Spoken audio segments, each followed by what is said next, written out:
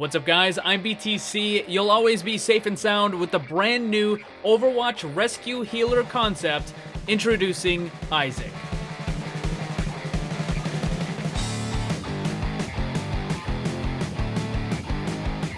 There's no question that Overwatch needs more tanks and healers. Last week I gave you a brand new tank concept with Brute. This week it's a healer concept with Izaak. Once more, I want to give a quick shout out to X-SEIDE-T. He's the artist who helps me with these hero concepts. You can find a link for him down in the description. And if you enjoy the video, make sure you hit that like button and share it. The hero creation method for Izaak started with the fact that most of the supports have very low mobility, with the exception of Lucio. But Lucio doesn't actually try to heal his teammates by aiming at them, instead that's how he does damage. With Lucio, he just kind of has to be in the area and he can heal his teammates. So I wanted to create a support character that had very high mobility, but at the same time had to aim to heal his teammates. So that's where we get into the goals for Izaak. 1. Create a high mobility off healer. 2. Healing must require aim.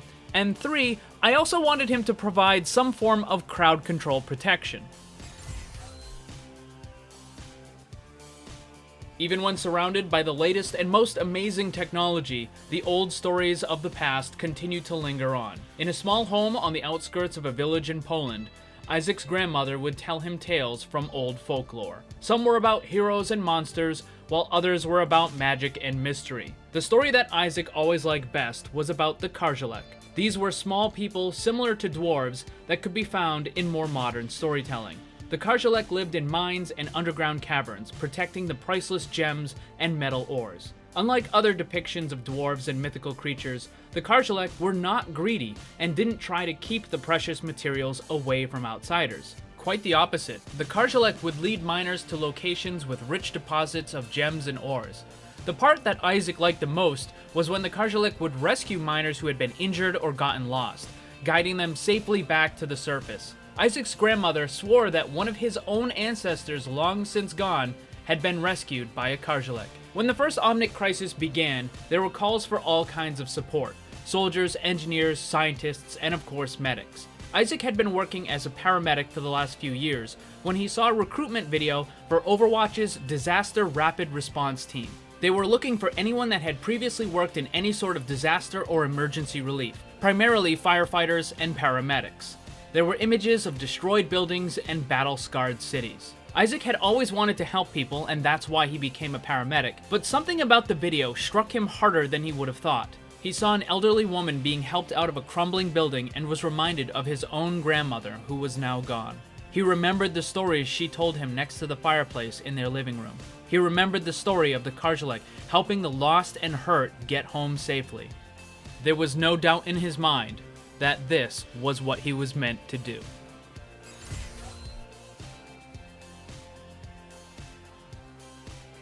Izaak is an incredibly high-skill, high-mobility character. I wanted to give his weapon the healer equivalent of what Tracer and Sombra have, where each hit does a very small amount, but it has a very high rate of fire. His primary is the Twin Mender. It's a projectile type, damage is 6 with no criticals, healing is 7, rate of fire is 1 per 0.08 seconds, spread angle is pinpoint, projectile speed is 80 meters per second, ammo is 40, and the reload time is 1.5.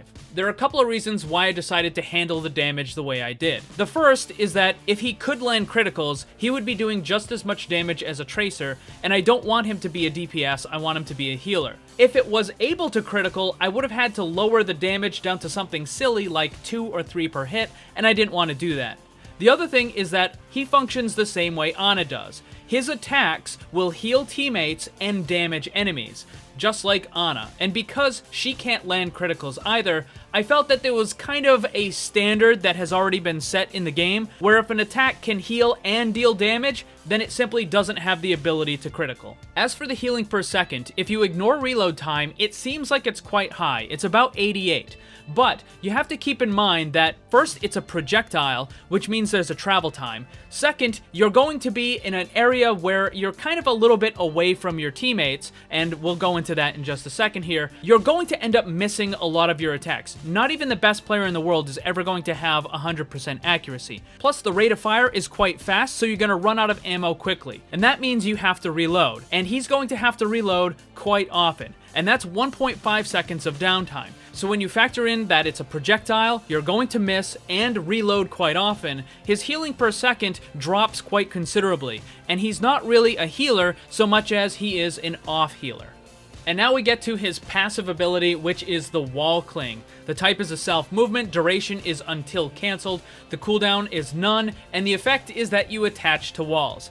During the earliest stages of Overwatch, Genji had an ability where he could attach to walls, and then he would use that in order to attack. But for Izaak, he's going to use it in order to position himself so that he can better heal his team. So now you might be asking, well, how does he get to those higher areas? And that's where his ability, Vortex Rush, comes in. The type is a dash, cooldown is 5 seconds, move speed is 32 meters per second with a max distance of 18 meters, and the effect has a minor knockback. Emphasis on minor knockback, because it's not like you're going to Lucio boop everyone out of the way. Instead, it just kind of nudges them over to the side. Also note that this ability does no damage. It can be used in any direction like a Genji dash, and this is what you're going to use in order to get to those very high places where you can cling to the wall and then look down and heal your teammates. Moving on to the next one, everyone hates crowd control effects, right? Well, now you have Izaak with his Second Wind ability.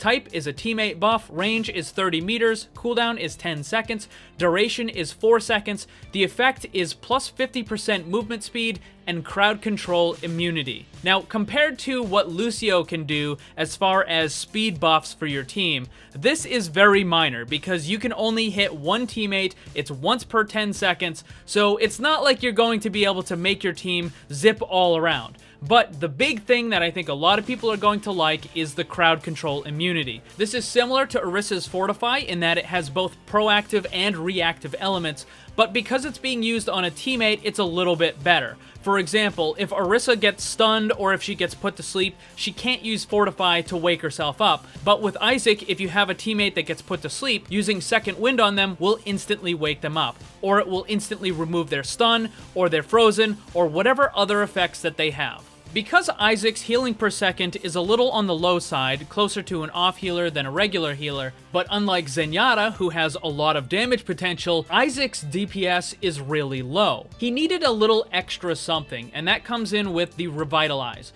The type is a self buff, it's a heal for 100, cooldown is 12 seconds, the effect also gives an instant reload to the Twin Mender, and it refreshes the cooldown of the Vortex Rush and the Second Wind.